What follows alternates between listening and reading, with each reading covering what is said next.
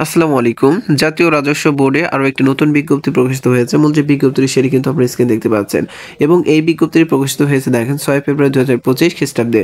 তো এই বিজ্ঞপ্তি নিয়ে কিন্তু সম্পূর্ণ আলোচনা করব। আলোচনা করার পূর্বে আপনাদের কাছে ছোট্ট একটি রিকোয়েস্ট বা অনুরোধ থাকবে। সেটা হচ্ছে আপনি যদি আমার চ্যানেলে নতুন দর্শক হয়ে থাকেন বা ভিডিওটি নতুন দেখে থাকেন তাহলে অবশ্যই সবার আগে সকল ধরনের চাকরি নিয়োগ বিজ্ঞপ্তি পেতে আমার আনএমপ্লয়েড BD23 ইউটিউব চ্যানেলটি সাবস্ক্রাইব করে বেল বাটনটি বাজিয়ে রাখবেন। আর যারা ফেসবুক পেজ থেকে দেখছেন চাকরি নিয়োগ BD23 ফেসবুক পেজটি অবশ্যই ফলো দিয়ে রাখবেন। তো দেখতেই পাচ্ছেন এখানে কিন্তু এই যে বিজ্ঞপ্তির কিন্তু সংশোধনী বিজ্ঞপ্তির এই বিজ্ঞপ্তিটা আগে কিন্তু প্রকাশিত হয়েছিল। তো এই বিজ্ঞপ্তি নতুন করে পদের সংখ্যা বাড়িয়ে কিন্তু আবার বিজ্ঞপ্তি প্রকাশ করা হয়েছে। তো এই বিজ্ঞপ্তির প্রথম যে বিষয়টি দেখতে পাচ্ছেন ক্রমিক নং, পদের নাম, বেতন স্কেল ও বেতন গেট 2015 অনুযায়ী কিন্তু বেতন দেওয়া হবে এবং পদের সংখ্যা, শিক্ষাগত যোগ্যতা যে সকল জেলার প্রার্থীগণ আবেদন করতে পারবেন। বিস্তারিত কিন্তু আমি বলে দেবো, আপনি একটু ধৈর্য সহকারে সম্পূর্ণ ভিডিওটি দেখবেন। ক্রমিক নং 1 দেখতে পাচ্ছেন কম্পিউটার অপারেটর, এখানে দেখতে পাচ্ছেন 14তম গ্রেডে বেতন দেওয়া হবে এবং এখানে 14টি পোস্ট রয়েছে। তো আপনার যদি চাকরিটি হয় তাহলে আপনার বেতন হবে দেখেন সর্বনিম্ন 10,200 টাকা এবং সর্বোচ্চ 24,680 টাকা। শিক্ষাগত যোগ্যতা যা প্রয়োজন পড়বে সরকারি প্রতিষ্ঠানের কম্পিউটার পার্সোনেল নিয়োগ বিধিমালা 2019 অনুসারে কোনো শিক্ষিত বিশ্ববিদ্যালয় হতে বিজ্ঞান বিভাগে স্নাতক বা সম্মান বা সমমানের ডিগ্রি থাকলে কিন্তু আপনি এখানে আবেদনটি করতে পারবেন। কম্পিউটার মুদ্রাক্ষরে প্রতি মিনিটে বাংলায় 25 শব্দ এবং ইংরেজিতে 30 শব্দের গতি সহ সংশ্লিষ্ট বিষয় স্ট্যান্ডার্ড অ্যাপটিটিউড টেস্টে উত্তীর্ণ হলে কিন্তু আপনি কম্পিউটার অপারেটর এই পোস্টটিতে আবেদন করতে পারবেন। এরপর রয়েছে দেখেন ক্রমিক নং 2 উচ্চমান সহকারী, এখানে কিন্তু 13তম গ্রেডে বেতন দেওয়া হবে এবং এখানে 22টি পোস্ট রয়েছে। আপনার যদি চাকরিটি হলে আপনার বেতন কত হবে দেখতে পাচ্ছেন, সর্বনিম্ন 11,000 টাকা এবং সর্বোচ্চ 26,590 টাকা। শিক্ষাগত যোগ্যতা দেখতে পাচ্ছেন কোনো শিক্ষিত বিশ্ববিদ্যালয় হতে ন্যূনতম দ্বিতীয় শ্রেণী বা সমমানের সিজিপিএতে স্নাতক বা সমমানের ডিগ্রি থাকলে কিন্তু আপনি এখানে আবেদন করতে পারবেন। খতে দেখতে পাচ্ছেন কম্পিউটার মুদ্রাক্ষরে প্রতি মিনিটে বাংলায় 25 শব্দ এবং ইংরেজিতে 30 শব্দের গতি সহ computer word processing, email, fax machine ইত্যাদি চালনায় দক্ষতা ও অভিজ্ঞতা থাকতে হবে।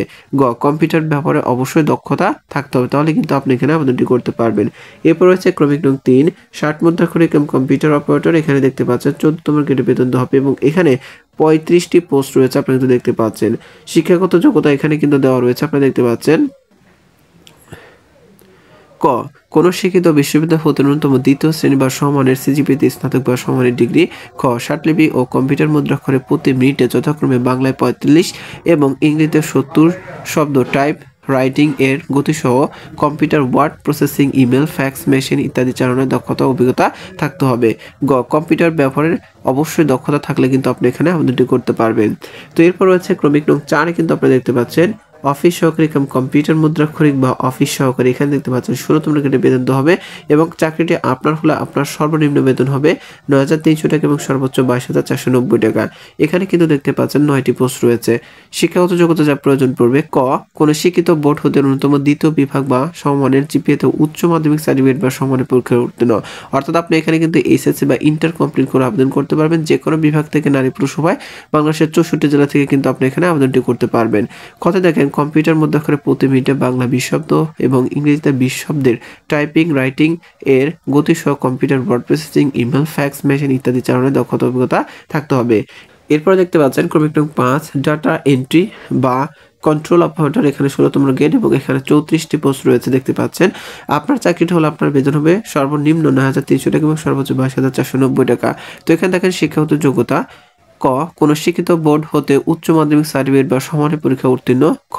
কম্পিউটার মুদ্রাক্ষরে প্রতি মিনিটে বাংলা 20 শব্দ এবং ইংরেজিতে 20 শব্দের গতিসহ সংশ্লিষ্ট বিষয়ে স্ট্যান্ডার্ড অ্যাপটিটিউড টেস্টে উত্তীর্ণ হলে কিন্তু আপনি এখানে আবেদনটি করতে পারবেন। তো এরপর আরেকটি গুরুত্বপূর্ণ বিষয় হচ্ছে যে আপনি কোন কোন জেলা থেকে আবেদন করতে পারবেন। তো এখানে কিন্তু একটা বিষয় রয়েছে, আপনারা কিন্তু ইতিমধ্যে দেখেছেন যে সকল প্রার্থীগণ আবেদন করতে পারবেন সেগুলো কিন্তু এখানে দেওয়া রয়েছে। তো আমি একটু জুম করে নিচ্ছি আপনাদের বোঝার সুবিধাতে, আমি একটু জুম করে নিচ্ছি। আপনারা কিন্তু এখানে দেখতে পাচ্ছেন কিছু কথা বলা রয়েছে যেগুলো আমরা একটু দেখব। তো দেখেন বাংলাদেশের সকল জেলার প্রার্থী আবেদন করতে পারবেন, অর্থাৎ আপনি কিন্তু 64 জেলা থেকে আবেদন করতে পারবেন। জাতীয় রাজস্ব বোর্ডের 20 অক্টোবর 2024 তারিখে সহায়ক নম্বর এত দেওয়া রয়েছে। এর মাধ্যমে জারিকৃত বিজ্ঞপ্তি অনুযায়ী ইতোমধ্যে যারা এই পদসমূহে আবেদন করেছেন তাদের নতুন করে আবেদন করার প্রয়োজন, অর্থাৎ আপনারা 2024 সালের 20 অক্টোবর যে বিজ্ঞপ্তিটি প্রকাশিত হয়েছিল ওই বিজ্ঞপ্তির এই যে সহায়ক নম্বর এই নম্বর অনুযায়ী যে বিজ্ঞপ্তি প্রকাশ করা হয়েছে, বিজ্ঞপ্তি যারা আবেদন করেছেন তাদের কিন্তু পুনরায় আবেদন করার প্রয়োজন নেই, অর্থাৎ আপনারা যারা নতুন আছেন তারা কিন্তু এখানে আবেদন করতে পারবেন। তো এখন আমি দেখিয়ে দেবো আপনি কিভাবে আবেদন করবেন এবং আপনাকে কত সময়ের ভিতরে আবেদনটি করতে হবে।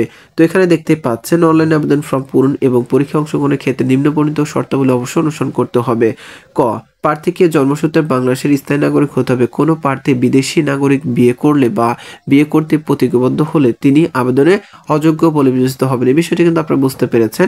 তারপর রয়েছে ক্রমিক নিয়োগ 2, প্রার্থীর বয়স। সকল পদে 20 ফেব্রুয়ারি 2025 খ্রিস্টাব্দ তারিখে সকল প্রার্থীর বয়স 18 হতে 32 বছর হতে হবে। অর্থাৎ আপনার যে বয়স হিসেবের তারিখ সেটি কিন্তু দেখতে পাচ্ছেন 20 ফেব্রুয়ারি 2025 সেই তারিখ ধরে আপনার বয়স সর্বনিম্ন 18 এবং সর্বোচ্চ 32 হলে কিন্তু আপনি এখানে আবেদনটি করতে পারবেন। এবার শিথিলযোগ্য যে বিষয়টি সেটি কিন্তু আপনারা বুঝতে পেরেছেন। বিভাগীয় প্রার্থী হলে আপনার বয়স 40 বছর পর্যন্ত শিথিলযোগ্য। এরপর যে বিষয়টি রয়েছে দেখেন ক্রমিক নিয়োগ 6, অনলাইনে আবেদনপত্র পূরণ সংক্রান্ত নিয়মাবলী ও করণীয়। ক, পরীক্ষা অংশগ্রহণে ইচ্ছুক ব্যক্তি http://nbr.tiltalk.com.bd ওয়েবসাইটের মাধ্যমে কিন্তু আপনাদের আবেদনটি করতে হবে। তো আপনাদের সুবিধা আমার ভিডিও ডেসক্রিপশন বক্স এবং প্রথমে করে কিন্তু আবেদন লিঙ্ক এবং সার্কুলার বা বিজ্ঞপ্তি লিঙ্কটি দেওয়া থাকবে, সেখান থেকে দেখে বুঝে ক্লিক করে কিন্তু আপনি আবেদনটি করতে পারবেন। এরপর রয়েছে দেখেন অনলাইন আবেদনপত্র পূরণ ও পরীক্ষার ফি জমাদান শুরুর তারিখ ও সময় 11 ফেব্রুয়ারি 2025 খ্রিস্টাব্দ সকাল 9 ঘটিকা। অর্থাৎ এই যে ফেব্রুয়ারি মাস চলছে এই ফেব্রুয়ারি মাসের কিন্তু 11 তারিখ থেকে কিন্তু আবেদনটি চলমান হয়েছে, অর্থাৎ আবেদনটি চলমান রয়েছে। এরপর রয়েছে দেখেন অনলাইন আবেদনপত্র জমাদানের শেষ তারিখ ও সময় 20 ফেব্রুয়ারি 2025 খ্রিস্টাব্দ রাত 12 ঘটিকা পর্যন্ত। অর্থাৎ এই যে ফেব্রুয়ারি মাস চলছে এই ফেব্রুয়ারি মাসে কিন্তু 20 তারিখ পর্যন্ত রাত 12টা পর্যন্ত আবেদনটি চলমান থাকে। সময় খুবই সীমিত, এই সীমিত সময়ের ভিতরে যারা আগ্রহী প্রার্থী রয়েছেন অবশ্যই আপনারা আবেদনটি করবেন। তো এরপরে আরো কিছু কথা বলা রয়েছে, এগুলো আপনি দেখে নেবেন। তো টাকার যে বিষয়টা সেটি কিন্তু আপনারা এখানে দেখতে পাচ্ছেন, এখানে দেওয়া রয়েছে, আপনারা একটু স্ক্রিনশট দিয়ে নিয়ে দেখে নেবেন। তো